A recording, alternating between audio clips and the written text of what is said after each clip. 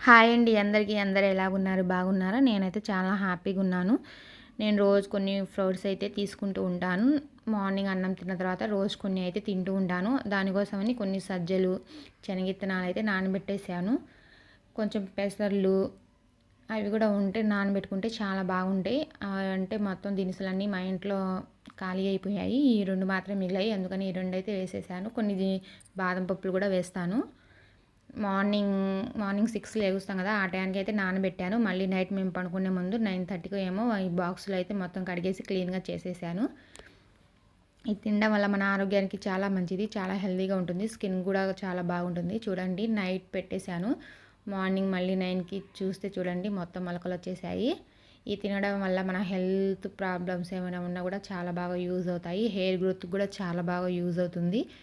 బాలింతలు ఉంటే ఈ సజ్జలు తినడం వల్ల మెయిన్ వాళ్ళకి పాలు అనేవి, పిల్లలకి పాలు ఎక్కువ శాతం వస్తూ ఉంటాయి. చాలా మంచిది బాలింతలు తినడం వల్ల. చూడండి, సజ్జలు మన బాడీని కూల్ చేస్తూ ఉంటాయి, ఆరోగ్యానికి చాలా మంచిగా ఉంటుంది.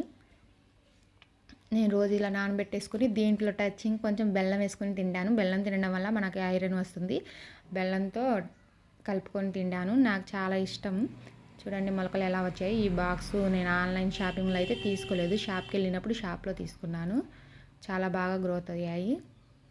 నా వీడియో కనుక మీకు నచ్చితే లైక్ చేయండి, కామెంట్ చేయండి, షేర్ చేయండి. ప్లీజ్ సబ్స్క్రైబ్ చేసేసుకోండి. Thank you for watching friends. Bye bye. Like and comment, share.